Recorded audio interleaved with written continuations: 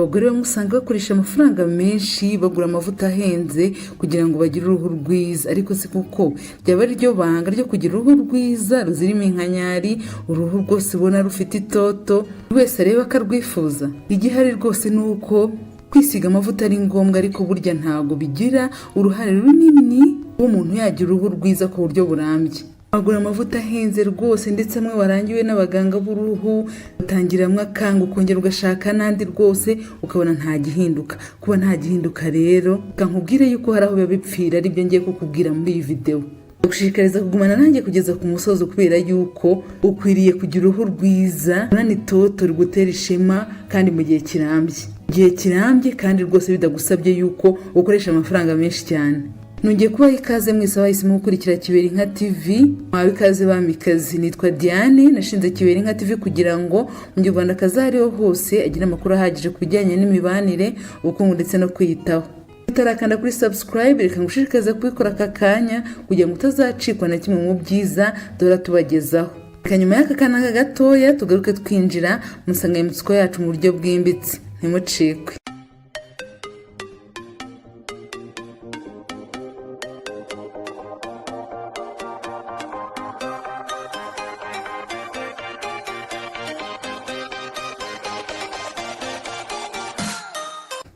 Ibanga rero ryo kuba wagira uruhu rwiza kandi mu buryo burambye rikubiye mu byurya. Buriya rero cyane ndirarikira ibintu bitagirira umumaro umubiri. Muri ibyo nta bindi ni amafiriti, isukari nyinshi, ni inzoga se n'ibindi nk'ibyo. Rero niba wifuza uruhu rwiza, kuba wahindura imirire yawe ukayiboneza, ni ibintu rwose bizaguha uruhu ruhana itoto ku buryo rwose umuntu wese azajya kubaza ati se wisiga he mavuta. Ngibi ibintu rero ifunguro ryawe rya buri munsi rikwiye kuba ryibandaho kugira ngo ugire uruhu rwiza.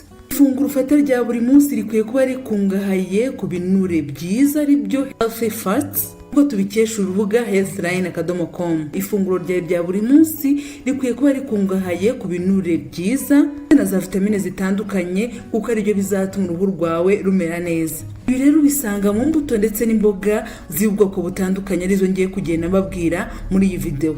Icyambere ukwiye kurya amafi ari fati, amafi afite ibinure.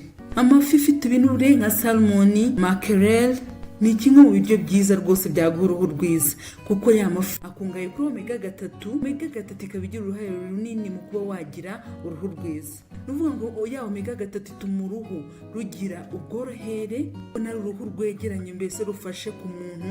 Hari igihe rwose umuntu afite uruhu ku buryo warukurura rugakweduka. Niba rero ufite omega 3, niba ufite omega 3 nkeya, uzasanga uruhu rwawe rwumagaye. Ikindi kandi omega 3 ituma umubiri wawe hatabaho kubyimbirwa bishobora gutera uruhu rwawe kuzana ibiheri, kugenda uzana amabara y'umutuku. Ikindi kandi iyo omega 3 ishobora gutuma uruhu rwawe rutaba sensitive, rutagirwaho ingaruka n'imirasire y'uzuba yangiza uruhu, ariyo bita UV rays. Aya mafi rero afite ibinure, abarimo na vitamine E. Iyi vitamine E ikaba ari antioxidant.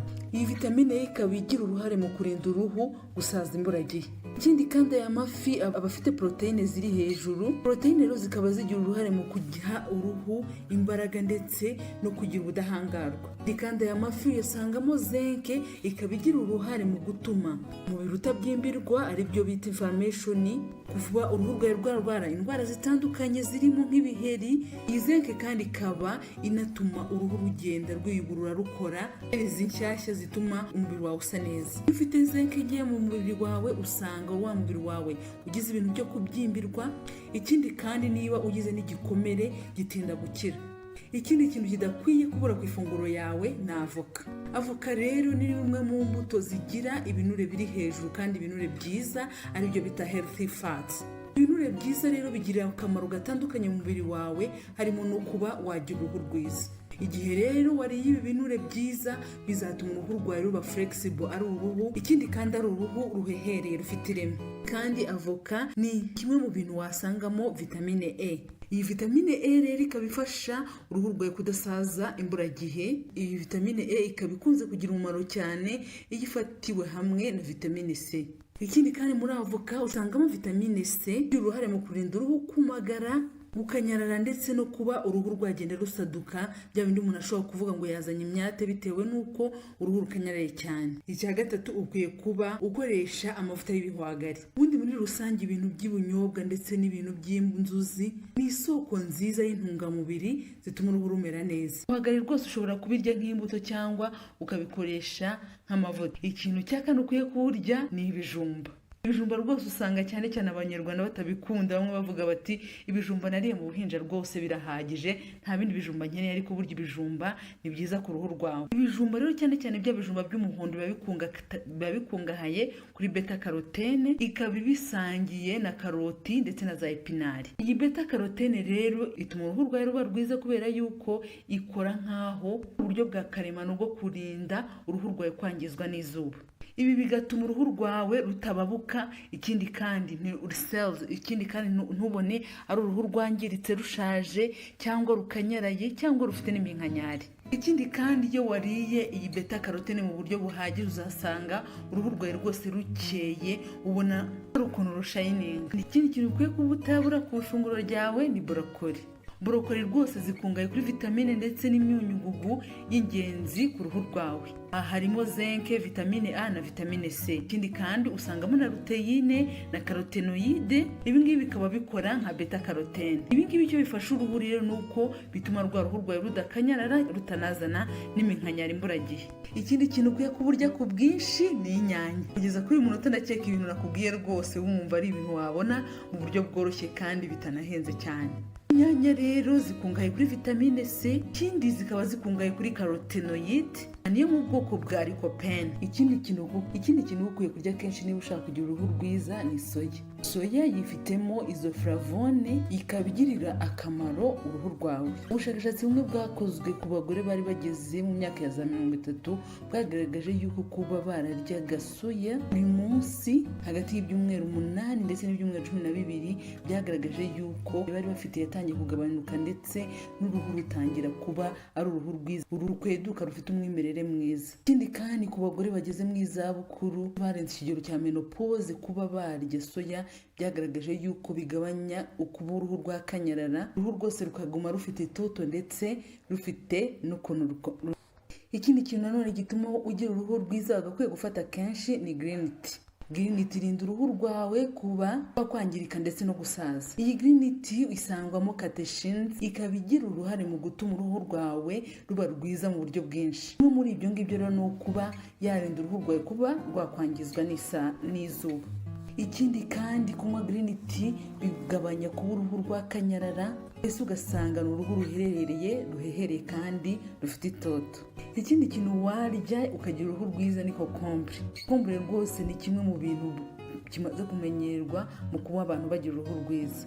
Mu gitera abantu kugira uruhu rwiza bose kokombure usanga zigize ingaruka nziza ku ruhu rwawe, byaba ari ukuyikoresha inyuma nko kuyisiga ndetse no kuba wayirya, uruhu rwawe rworohera kandi ugasanga ni uruhu ruteye amabengeza. Ikindi kandi kokombure igabanya iminkanyari ndetse n'imirongo ikunda kuza hano hafi y'amatama. Ikindi kandi niba ubona uruhu rwawe rwose rwijimye cyane, niba ukoresheje kokombure uzasanga uruhu rwawe rugenda rucya ubyifuza. Ikindi kintu ukwiye kuburya ni indimu ndetse n'ama orange. Izi ndimu rero zikaba zikungahaye kuri vitamine C ndetse zikaba zifitemo ubushobozi bwo kurwanya bagiteri bwo kugutera infection ndetse no kuba warwara ibiheri. Nta yindi mpamvu nuko byubaka ubudahangarwa bw'umubiri wawe. Kandi niba ushaka n'uruhu rukeye rwose, izi ndimu ndetse na orange bizabigufashamo uruhu rwawe rugaragare nkaho rukeye. Kundi rero umubiri wawe ufite ubudahangarwa no kuba uruhu rwawe rwasaza imburagihe rwose bizagenda bigabanyuka. Ikindi kintu ukwiye kuba warya kenshi ni ibihumyo.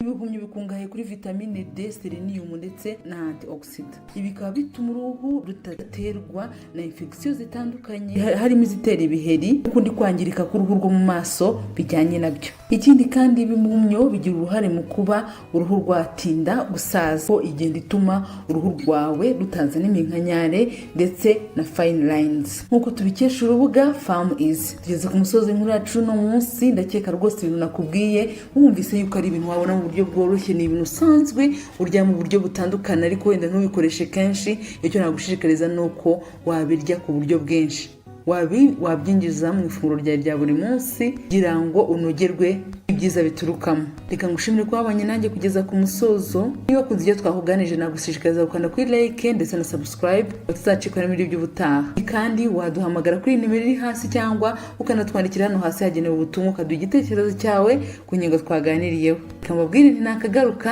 amahoro y'Imana n'imigisha bikomeze kubomaho. Ndabakunda cyane. Bye.